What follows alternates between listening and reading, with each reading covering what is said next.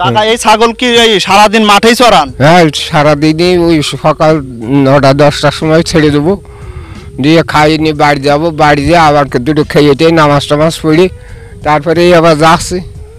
ও সারাদিনই ধরা চলে ছাগল পালন করেন আপনি?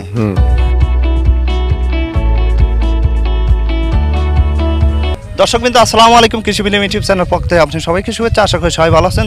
দর্শক আজকে আমরা এসেছি যশোর জেলায় মহেশপুর উপজেলায় মান্দারপাড়া গ্রামে। একজন বৃদ্ধ 90 বছর বয়সে সে এখনও ছাগল পালন করছে, সারাদিন সে মাঠে চড়ায় ছাগল পালন করে। দর্শক সেই বৃদ্ধর সাথে আমরা এখন কথা বলবো কেন সে এই 90 বছর বয়সে সে এখন ছাগল পালন করছে, তার বিস্তারিত দর্শক আজকে আমরা আপনাদের মাঝে তুলে ধরবো। দর্শক আমাদের সাথেই থাকুন। আসসালামু আলাইকুম কাকা। কাকা কেমন আছেন? ও আল্লাহ কোনো কিছু বাঁচে রেখেছে। আচ্ছা কাকা, এটা কোন জেলার মধ্যে? এইটা হইলে ঝিনাইদহ জেলা। ঝিনাইদহ জেলা কোন উপজেলা?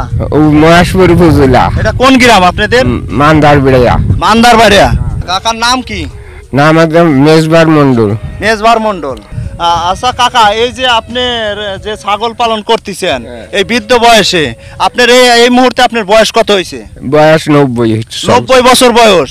আপনি এখানে কতগুলো ছাগল পালতেছেন? এই 13-14টা ছাগল।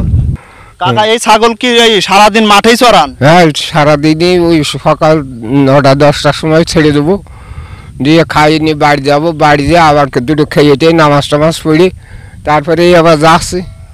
ও সারাদিনই ধরা চলে ছাগল পালন করেন আপনি? এই মাঠের এই ঘাসই খাওয়ান না? হ্যাঁ, এই মাঠের এই ঘাসই খাওয়ান আপনি? হ্যাঁ, এই মাঠের এই ঘাস, তাছাড়া আর বাড়তি কোনো খাবার দেন না? না। আচ্ছা কাকা, আপনি এই বৃদ্ধ বয়সে তো আপনার এখন বাড়িতে থাকার কথা, নামাজ কালাম পড়ার কথা, নামাজ পড়ে আলাম, ছাগল কেন পালন করেন এই মাঠে? কি করবো এখন? কে ছেলেপেলেরা বসায় ভাত দেয় না? হ্যাঁ, ছেলেপেলেরা বসায় ভাত দেয় না, মানে বাড়িতে বসে থাকলে ভাত দেয় না?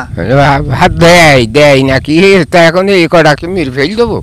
ও মানে আর কোনো লোক না এগুলো না, এই লোক নেই পালন করা, এই জন্য আপনি নিজেই পালন করতেছেন? আমি নিজে।